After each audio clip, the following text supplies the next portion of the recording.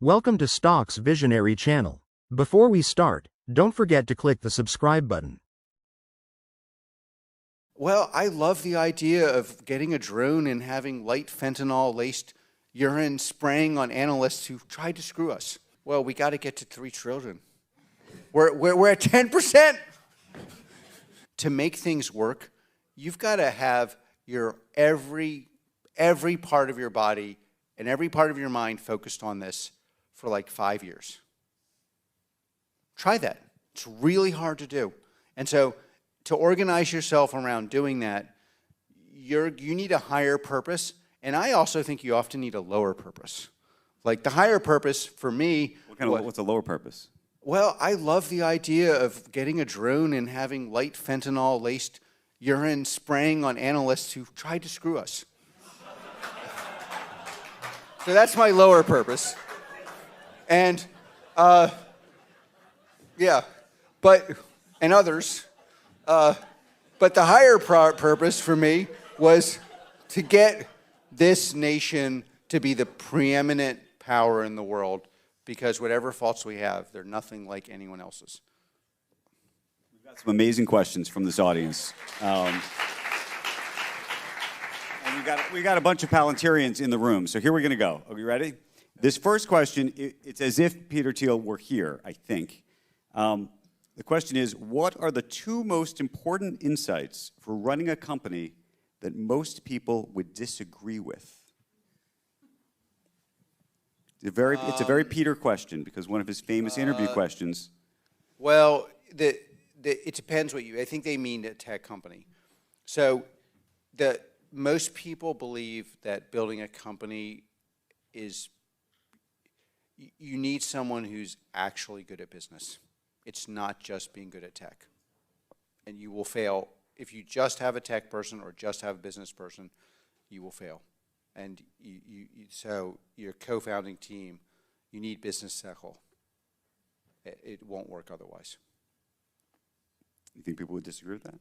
I think people in tech, I was talking to a very, very talented person who's a legend, and we were debating in like a very private forum, and this person was telling me, like, basically just go to Caltech and hire the smartest person you've ever met, and then you'll get, and that's just, it's not true.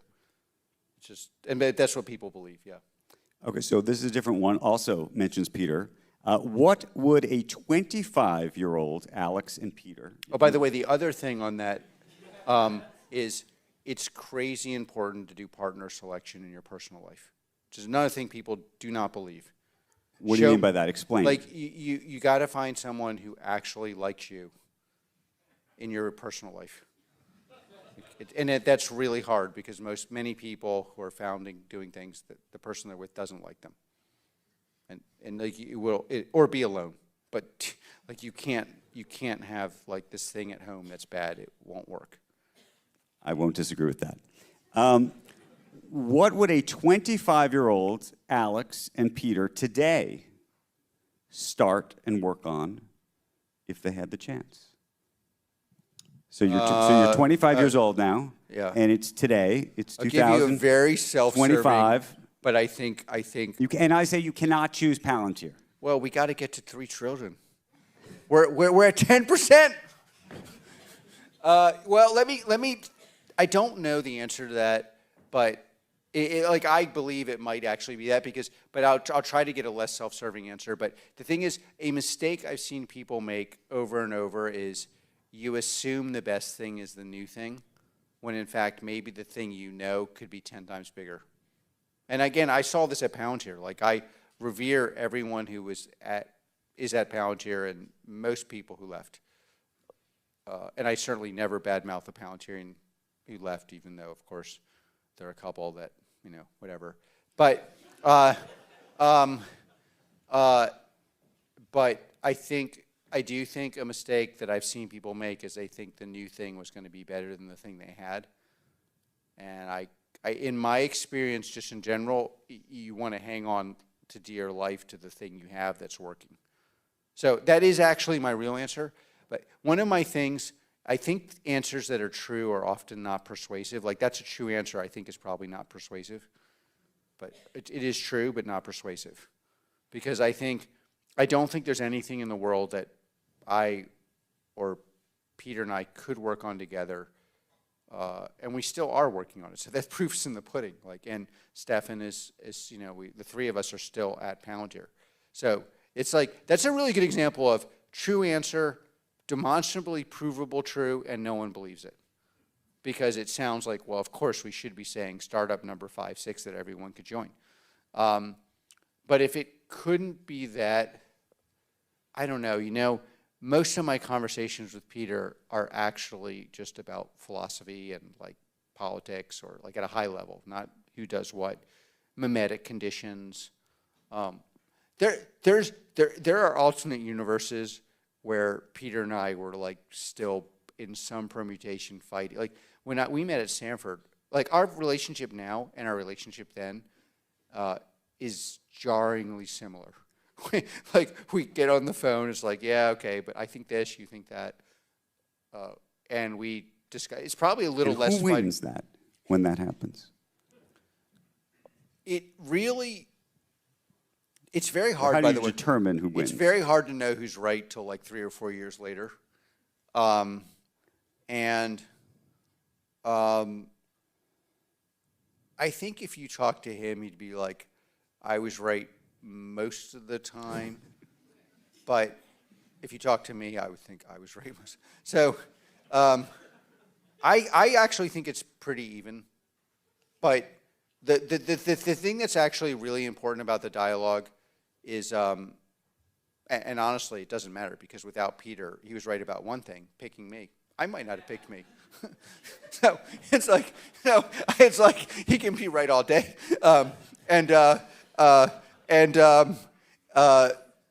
I think the most important thing about my relationship with Peter, though, is just like there's a way in which the rigor you need to get far with him in an argument, and I would argue conversely, it seeps into Palantir.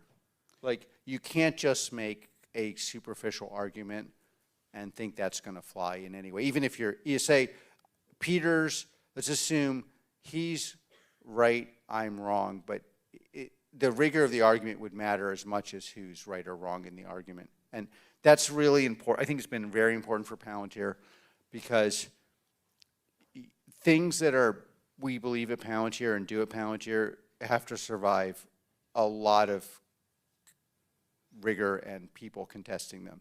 Okay, so here's a great question that relates to this. This is somebody who says, I've worked at Palantir for 10 years in the audience right now. Many people ask me how much our culture has changed in that time. And for me, the most notable thing is how much it hasn't changed. How have you persevered this company culture for so long? Do you think there's something you specifically do? I mean, I don't know. It's look, I do fight for Palantirians in ways they see, in ways they don't. I legitimately really care.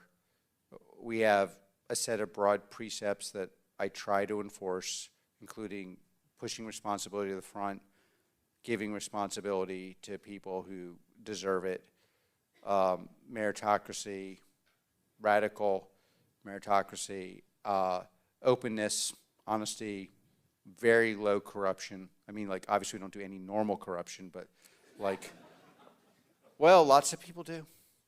We don't. The laws are changing on that, by the way. I don't know if you heard. Yeah, we're a very... Is that going to be bad or good for you, by the way?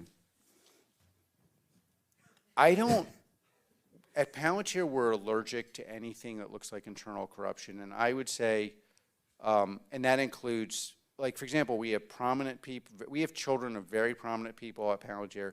We have children of people who are from the, pretty bad situation. Everyone at Palantir, I have never been part of a decision where someone said, oh, we're not going to promote or give this person on any other reason besides accomplishment. And I would say, I am completely allergic to anything that's other than that, and as are most Palantirians. I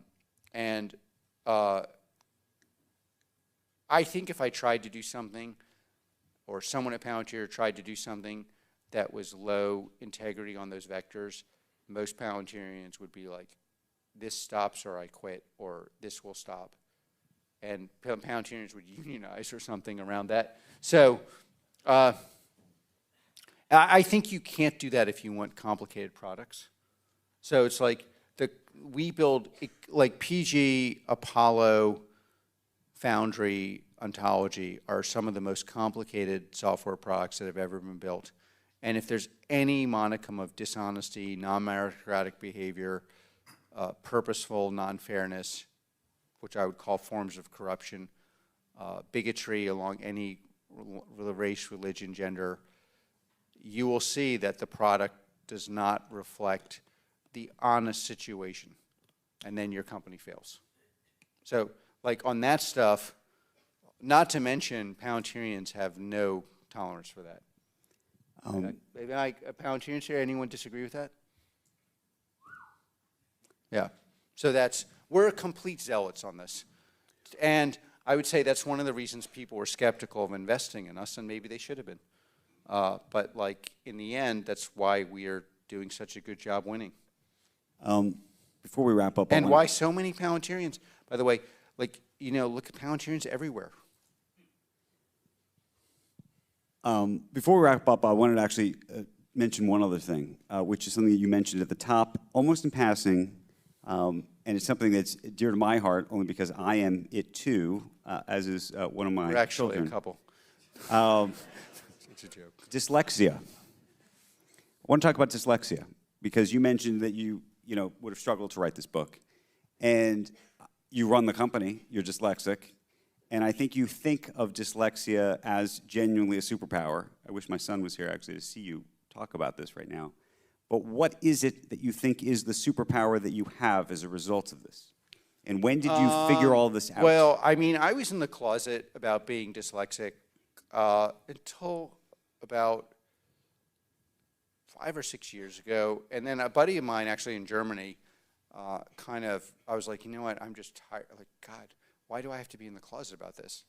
It's like, so, any case, but it was... You want to talk to people about it? No, I just was tired of, like, I don't know, it was like... But you knew you were dyslexic since you were a kid. I was tested, and I had special stuff when I was a kid, and no, I was very dyslexic, and there's a longer story there, and I'm happy to talk about that, but when I came out and started, and then one of my buddies was like, I was talking to one of my buddies, like, by the way, I'm dyslexic. He's like, could you pass the salt? And I was like, oh man, I'm such an idiot. No one cares. And I don't know why. And so it really helped me just by not caring so little. He's like, he felt afterwards. He's like, oh no, I should care. I'm like, no, that's exactly what I wanted to hear. But at the time, okay, this is slightly. We have 5 minutes. I'll just give you the slightly longer version of this because I actually think it's something that is reasonably interesting. But at the time when I was coming like out of the closet, I just thought dyslexia was the main advantage. I would have told you is I never do things I'm bad at because I can see the delta between where I'm good and where I'm bad. And I still think, and then you develop a lot of discipline. Like I actually live a fairly disciplined lifestyle, and I think that's part of like training around that. But then my next phase on this, which is what I thought until recently, was, if you compare the way I solve problems to my very kind of high IQ family, they solve problems where their compute structure has more data, but at the end of the structure where you would be confronting things where there is no data or sparse data, I have an enormous advantage because I would process the sparse or non-existent data way before anyone else could, and much, much, much, much quicker. And so like people, I always asked one of my colleagues, I'm like, well, it's like, well, we spent 2 days working on this, and you decide in a minute, and there's some dangers in that. That's why sometimes you need minders. But de facto, if you're doing something years before other people, so that I thought that's a huge obvious advantage. Now I have a post-ontology addendum to this, which is that was really true till large language models came, and it was obviously why you see so many dyslexics in business. But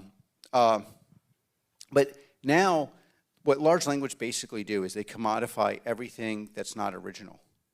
So your core value proposition, at least if that's defined by someone who will pay you for it, is going to be what you do that's culturally or individually particular. Like, so particular idiosyncratic one-off talents become 50 times more valuable because the large language model cannot do that, but it can do everything else. And when you're dyslexic, you have an attenuated relationship to taxonomies.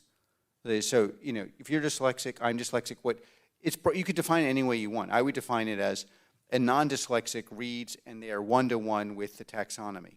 A dyslexic, even someone who's, you know, I wrote a PhD in German, got a reasonably good grade, I used to do all the writing, you do all this writing.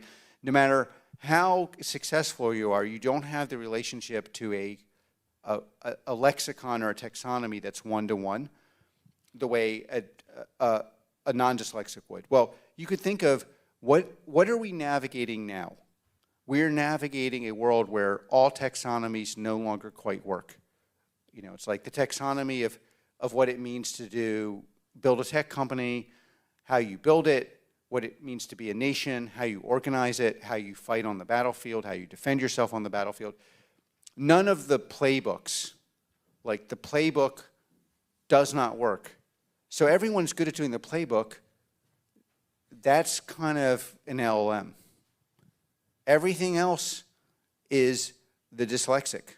And this is why I kind of think we are going to be teaching everyone to be dyslexic. Like literally everyone. It's like you have a one-to-one relationship with, or you broadly speaking, with how to learn. And then for us, that one-to-one thing was always kind of, we had to use extra compute to get that. We need 10 units of compute and someone needs to. So basically you have to have a lot more effort. But actually now, when you're talking about what does an enterprise do? What does a nation do? Which nations are going to outperform others? Which institutions are going to outperform? Which people are going to outperform? What is actually valuable? It's all going to be the people who are specific as opposed to particular. By the way, this is yet another reason why this nation is just going to fly, because we're okay with calling ourselves a nation. And so that's much harder in Europe. It's much harder in Germany. Why does Palantir accelerate? Because we have a completely unique culture filled to the rim with completely unique people. Why did individual investors outperform the commoditized institutional investors? Because they're unique, because they looked at unique insights, because they processed themselves. Why do people who invest in their own thought, why do they have more happiness? Why do they have more freedom? Why do they have more wealth? Is that going to accelerate? And these are all metaphors for basically, if you want to be corny about, being your own individual dyslexic. And none of that worked well 6 months ago. Even at quote-unquote my level, it was very attenuated at a high cost. I was losing energy in basically because there wasn't a one-to-one glove fit. But now there is, and that's completely revolutionary for every institution and every individual, and exactly what we have to invest in. And it is actually what works now. The other stuff is suboptimal. And it's like even if you say, well, so many people who invested in Palantir, are just free thinkers. They weren't trained.